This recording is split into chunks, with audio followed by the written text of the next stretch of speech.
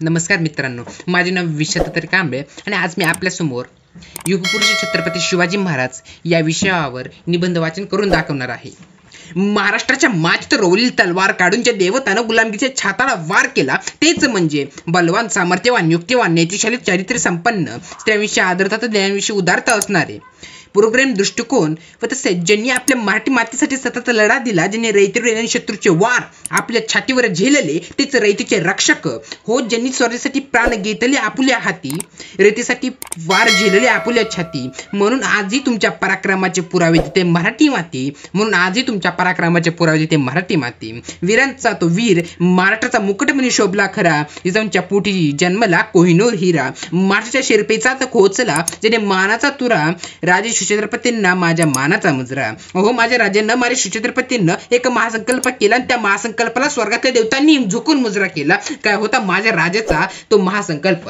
तर जे लोक पारतंत्र्यामध्ये जगत आहेत, जे लोक आपल्या मातृभूमीमध्येच या दुसऱ्या अत्याचार राजांच्या अत्याचारामध्ये गुलामगिरीमध्ये जगत आहेत, पारतंत्र्यामध्ये जगत आहे, तर त्या लोकांना खऱ्या अर्थामध्ये आपल्या मातृभूमीमध्ये स्वतंत्रपणे जगण्याचा हक्क प्राप्त करून द्यायचा. आणि जे लोक आपल्याच मातृभूमीमध्ये येऊन आपल्या लोकांवर अत्याचार करत आहेत, त्यांना गुलामासारखं वागवत आहेत, तर त्या लोकांना आपल्या मातृभूमी श्रद्धेपासून बाहेर टाकून द्यायचं आणि आपल्या सर्वांच्या मनाचं, इच्छेचं आपल्या महाराष्ट्राच्या या मातृभूमीमध्ये हिंदवी स्वराज्याची निर्मिती करायची. आणि हो, ही जी त्यांनी इच्छा बागळी, ही जी त्यांनी संकल्प केला, तो संकल्प माझ्या राजांनी परिपूर्णही केला.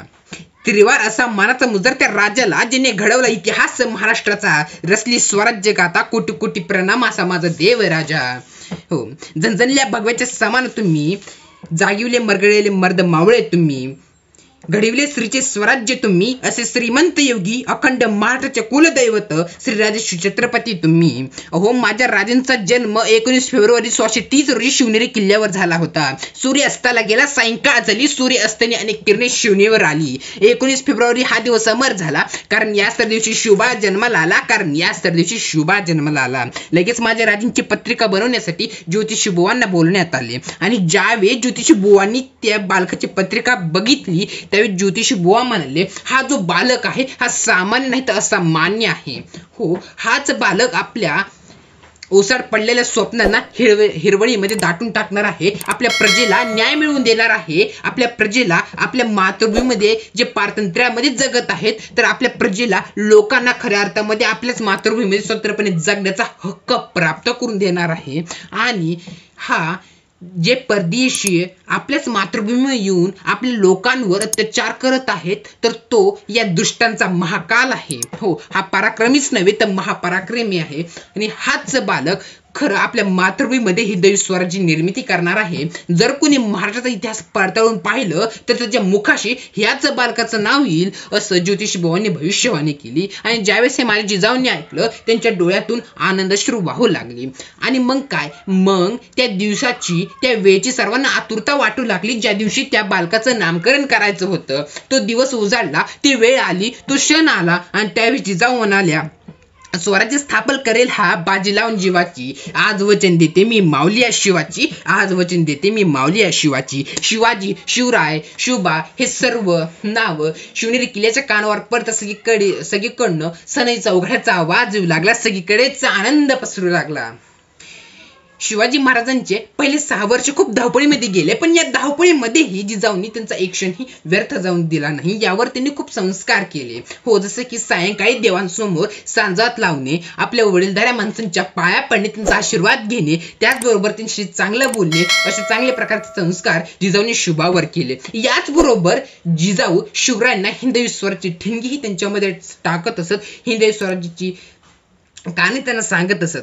दररोज जिजाऊ शिवबांना कुठल्या ना कुठल्या कथा, पराक्रमाच्या गोष्टी दररोज सांगत असत. आणि यासोबतच आपली स्वराज्य निर्मिती केवढी गरजेची आहे ह्याचंही महत्व शिवबांना समजून सांगत असत. हो, ज्यावेळेस कथा संपत असत त्यावेळेस जिजाऊ शिवबांना असं सांगत असत की, बाळ शिवबा, जसं रावणाने या पृथ्वीतळावर अत्याचार आपला माजवलेला होता, इकडे आपल्या अत्याचार लोकांवर केलेला होता, त्याने धर्माला संकट पोहोचून जसं अधर्म वाढवलेलं होतं, पुन्हा अधर्मावर धर्माची स्थापना करण्यासाठी श्रीराम प्रभूंनी जन्म घेतला आणि रावणाचा वध करून तिथील प्रजेला त्याच्या अत्याचारापासून मुक्त करून, त्याच्या त्रासापासून मुक्त करून सर्वांना सुखी केलं आणि पुन्हा अधर्मावर धर्माची स्थापना केली. यानंतर ज्यावेळेस कंसाने अत्याचार माजवला होता, लोकांना त्रास देऊ लागला, त्यांच्यावर अत्याचार करू लागला, त्यावेळेस पुन्हा भगवंतानी या पृथ्वीतळावर जन्म घेतला, कंसाचा वध केला आणि पुन्हा त्याच्या अत्याचारापासून सर्व लोकांना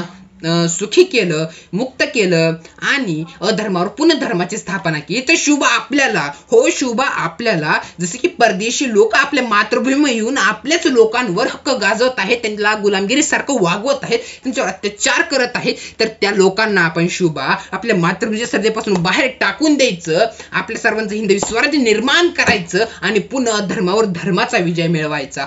शुभ आपल्याला असं करायचं आहे. शुभांनाही आपल्यामध्ये अशी करण्याची इच्छा जागली.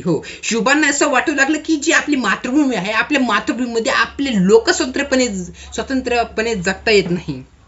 आपल्या लोकांना आपल्याच मातृभूमीमध्ये दुसऱ्यांचा अत्याचार सहन करावा लागत आहे, दुसऱ्यांच्या गुलामगिरीमध्ये जगावं लागत आहे. तर आपण मोठे होऊन खऱ्या अर्थामध्ये एका हातात भगवा ध्वज तर एका हातात तलवार घेऊन सर्व दुष्टांचा नाश करायचा आणि आपल्याच मातृभूमीमध्ये हिंदवी स्वराज्याची निर्मिती करायची आणि विजयाचा डंका वाजवायचा, असे स्वप्न घेऊन छत्रपती शिवाजी महाराज मोठे होऊ लागले. एकदा अशी घटना घडली की जिजाऊ शुभांना बोलवण्यासाठी गेल्या. त्यावेळेस खूप सायंकाळ झालेली होती आणि शुभ आपल्या मित्रमावळ्यांसोबत लोगरसारखा खेळ खेळत होते आणि ते त्याच्यामध्ये इतके दंग झाले होते की सायंकाळ झाली तरी त्यांना कळेना. त्यावेळी जिजाऊ आल्या शुभांना म्हणाल्या, बाळ शुभा घरी चला, खूप सायंकाळ झालेली आहे. आणि त्यांच्या मित्रांनाही म्हणाल्या, बाळांनो तुम्ही तुमच्या घरी जा, तुमचे आई वडील तुमची वाट बघत असतील. पण ते खेळामध्ये इतके रमले होते की त्यामधून त्यांना जीवच काढू वाटेना. त्यावेळी जिजाऊने एक युक्ती लावली आणि शुभांना म्हणाल्या, बघा शुभा तिकडे बाबू बुवा आलेला आहे, तो तुम्हाला उचलून घेऊन जाईल. जिजाऊंना वाटलं की असं म्हणताच भिवून शुभा राजवाड्यात येतील आणि त्यांचे मित्र घाबरून त्यांच्या आई वडिलांपाशी जातील. पण असं काहीच झालं नाही, यापेक्षा झाले उलटच. शुभा म्हणाले, माझासाहेब कुठे आहे तो बागुबोळा, आमच्या समशिरीने त्याचं मुंडकं छाटून काढील, असं वाक्य म्हणून त्या दिशेने आपल्या मावळ्यांचं लाकडं घेऊन पळाली. हे वाक्य जेव्हा जिजाऊंनी ऐकलं त्यावेळेस त्यांच्या डोळ्यात अश्रू वाहू लागली. त्यांना विश्वास झाला, त्यांना पक्का विश्वास झाला की हिंदवी स्वराची ठिणगी जी आपल्या शुभांमध्ये आपण टाकत आहोत ती हळूहळू आता आगीमध्ये प्रज्वलित होत आहे. हिंदवी स्वराची स्वप्ने आपण जी बघितली होती ती खऱ्या अर्थामध्ये शुभ भविष्यामध्ये पार पाडणार आहेत. हिंदवी स्वराज्य आपल्या महाराष्ट्राच्या भूमीमध्ये स्थापन करणार आहेत आणि आपल्या सर्व प्रजेला आता खऱ्या अर्थामध्ये न्याय मिळणार आहे. एकदा शहाजीराजे जिजाऊंना आणि शुभांना घेऊन विजापूरला गेले आणि विजापूरला गेल्यानंतर तिथले दर्गे, तिथला मोगऱ्याचा सुवास तिथे ते रमून गेले. एकदा शहाजीराजांनी शुभांना आपल्यासोबत दरबारात घेऊन गेले. दरबारात गेल्यानंतर आदिलशहाच्या पुढे झुकून त्याने मुजरा केला आणि शुभांनाही म्हणाले, बाळ शुभा आपण शहंशाला झुकून मुजरा करावा. त्यावेळेस बाळशुभा म्हणाले, या महाराष्ट्राची कुलस्वामिनी आहे तुझा भवानी, यांच्या चरणांशिवाय आम्ही कुणासमोर झुकणार नाही, की तो शहंशाही असो, असं म्हणून दरबारातून बाहेर पडले. सर्वांसमोर शहाजीराजांना वाईट वाटले, पण त्यांच्या मनामध्ये त्यांना गर्व वाटला, त्यांना अभिमान वाटला की जी हिंदवी स्वराज्याची ठिणगी आपल्या शुभांमध्ये टाकायची होती ती जिजाऊंनी बरोबर हिंदवी स्वराज्याची ठिणगी शुभांच्या मनामध्ये पेटवलेली आहे आणि ते हळूहळू आता हिंदवी स्वराज्याच्या खऱ्या अर्थामध्ये ती प्रज्वलित होत आहे, असा पूर्ण विश्वास शहाजीराजांना झाला. शुभांच्या डोळ्यामध्ये दडलेली स्वप्ने त्यांना दिसत होती. शहाजीराजे तर पराक्रमी होतेच, पण त्याचा बाळ शुभा हा महापराक्रमी होता. माय भावनेचे वरदान, त्याला तो जन्मदात्यांच्या स्वप्नांचा धार.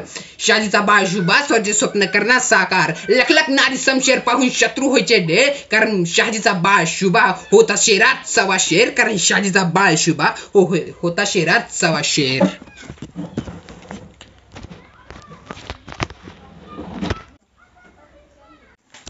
शिवाजी महाराजांमध्ये प्रज्वलित झालेली स्वराज्याची आग त्यांनी आपल्या मित्र मावळ्यांमध्ये जागवण्यासाठी पुण्याच्या नैऋत्येला असलेल्या रायरेश्वराच्या मंदिरामध्ये जाऊन आपल्या मित्र मावळ्यांचं हिंदवी स्वराज्य स्थापन करण्याची शपथ घेतली आणि आपल्या सर्व मावळ्यांनाही समजावून सांगितले. त्यांना या प्रकारचा विश्वास ठेवून दिला की हिंदवी स्वराज्य आपण स्थापन करत आहोत ते कुणासाठी, तर आपण ज्या भूमीमध्ये जगत आहोत, ज्या भूमीमध्ये आपण राहत आहोत ती भूमी पारतंत्र्य आहे. जे परदेशी लोक येऊन आपल्या मातृभूमीवर येऊन ते राज करत आहेत आणि आपल्या प्रजेला आपल्याला गुलामासारखं जगवत आहेत, आपलं अनंत अत्याचार असं करत आहे, तर त्या लोकांना आपल्या मातृभूमीच्या श्रद्धेपासून बाहेर टाकून द्यायचं आणि आपल्या सर्व प्रजेला त्यांच्या अत्याचारापासून सुखी करायचं. जर आताच आपण स्वतंत्र लढा उचलला नाही तर आपली पुढची पिढी सुद्धा या पारतंत्र्यामध्येच जगेल आणि त्यांना पारतंत्र्यामध्येच आपल्यासारखा गुलामासारखा अत्याचार सहन करावा लागणार आहे. असा विश्वास शिवाजी महाराजांनी आपल्या प्रत्येक मावळ्यांमध्ये हिंदवी स्वराज्याची आग निर्माण केली आणि याचा आगीने त्या सर्व दुष्टांचा संहार केला, त्यांना तळपायासारखं जाळून टाकलं. छत्रपती शिवाजी महाराजांनी हिंदवी स्वराज्याच्या कार्याला सुरुवात केली. छत्रपती शिवाजी महाराजांनी स्वराज तोरण बांधलं, यानंतर आपली राजधानी ही उभा केली आणि याचबरोबर ते अनंत किल्ले असे घेत गेले. किल्ले घेत असताना, स्वराज्य स्थापन करत असताना त्यांच्या मार्गावर अनंत अशा अडचणी आल्या, पण शिवाजी महाराजांनी कुठल्याही अडचणीला न थांबता त्या सर्वांचा सामना करून त्या सर्वांना झुंजून त्यांनी मागे पाडलं आणि हिंदवी स्वराज्य कार्य चालू ठेवलं. जसं की प्रतापगडावर झालेला अफजल खानाचा वार, याचबरोबर पुरंदरला सिद्दी जोहरचा वेढा आणि अफजल खानांनी ज्यावेळेस त्यांना कैद केलं होतं त्यावेळेस कैदीतून सुटून ते आपल्या स्वराज्याला सुखरूप पोहोचले होते. या सर्व संकटाचा सामना करून शिवाजी महाराजांनी हिंदवी स्वराज्याच्या कार्याला सुरुवात ठेवलेली होती. एकदा असं घडलं की कल्याणच्या लुटीमध्ये आबाजी सोंदेवांना सुभेदारची सून ही सापडली. आबाजी सोंदेवांच्या मनामध्ये असा विचार आला की या सोनार मोहरांसह सुभेदारची सून आपण दासी म्हणून घेऊन गेलो तर महाराज आपल्याला खूप मोठं बक्षीस देतील, आणि याच विचाराने ते सोनार मोहरांसह सुभेदारची सून हे दरबारामध्ये घेऊन गेले आणि तिथं प्रस्तुत केलं. ज्यावेळेस माझ्या राजांनी हे दृश्य बघितलं त्यावेळी त्यांची तळपायाची आग ही मस्तकाला गेली आणि आबाजी सोंदेवांना म्हणाले, आबाजी हे काय आहे, आपलं डोकं ठिकाणावर आहे की नाही? स्त्री शत्रूची असो किंवा मित्राची, तिचं संरक्षण करणं, तिचं रक्षण करणं, तिचा मान राखणं हे आपलं कर्तव्य आहे. तिचं रक्षण करणं हे स्वराज्यासाठी आपण का स्थापन करत आहोत त्या मागचं ध्येय उद्दिष्ट आबाजी आपण अजून समजलेलेच नाही. हे स्वराज्य स्थापन करत आहोत ते आपल्या माय बहिणीच्या रक्षणाचं प्रतिपादन आहे. एवढं सर्व झाल्यानंतर छत्रपती शिवाजी महाराजांनी त्या स्त्रीचा माहेरची साडी चोळी देऊन सन्मान केला आणि सन्मान केल्यानंतर परत सुभेदाराला ती वापस स्वाधीन केली.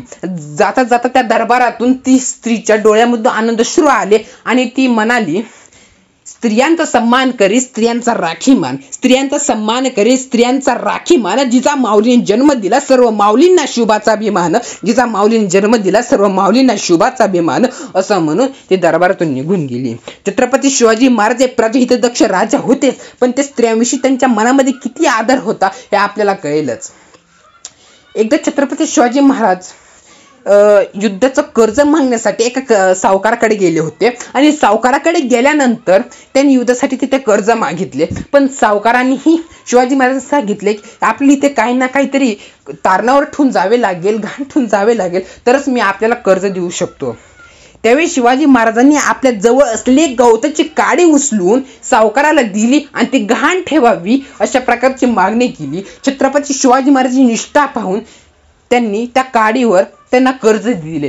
कर्ज दिल्यानंतर शिवाजी महाराजांनी ती जंग फत्ते केली आणि त्या कर्जासोबत व्याजही देऊन ते सावकाराकडे गेले. सावकाराकडे गेल्यानंतर त्या कर्जासोबत त्यांना व्याजही दिले आणि सावकाराला म्हणाले, आम्ही आपल्यापाशी एक काडी घाण ठेवली होती, ती गवताची काडी आम्हाला परत वापस करावी. जवळ असलेला सेवक त्यांना म्हणाला, राज ती काडी असली तरी काय नसली तरी काय, तिचा काहीतरी अस्तित्व आहे का? त्यावेळेस राजे म्हणाले, ती माझ्या हिंदवी स्वराज्याची गवताची काडी ही कुणापाशी घाण राहता कामा नये. हिंदवी स्वराज्य आहे, हे हिंदवी स्वराज्य माझ्या प्रजेच्या मालकीच आहे. छत्रपती शिवाजी महाराज हे प्रजाहितदक्ष राजा असून त्यांनी आपल्या विचारांनी, आपल्या गुणांनी, आपल्या पराक्रमांनी जसं सर्वांची मते जिंकली, मन जिंकली आणि एक महान असे राजे बनले. आपल्या पराक्रमांनी त्यांनी महाराष्ट्राच्या मातीमध्ये हे हिंदवी स्वराज्य निर्माण केलं आणि आपल्या गुणांनी, आपल्या संस्कारांनी, आपल्या विचारांनी त्याच हिंदवी स्वराज्याचं सुराज्यामध्ये रूपांतर केलं. ते म्हणजे छत्रपती शिवाजी महाराज होय. विजेसारखी तलवार चालून गेला, निद्रेच्या ते हिंदुस्तान हालून गेला, मुठभर मावळे घेऊन हजारो सैतानांना नळून गेला, वाघ नख्याने अफजल खानचा कोतळा फोडून गेला, स्वर्गात गेल्यावर ज्याला देवांनी झुकून मुजरा केला, असा माझा मर्द मराठा फक्त शिवबाच होऊन गेला, असा माझा मर्द मराठा फक्त शिवबाच होऊन गेला. धन्यवाद.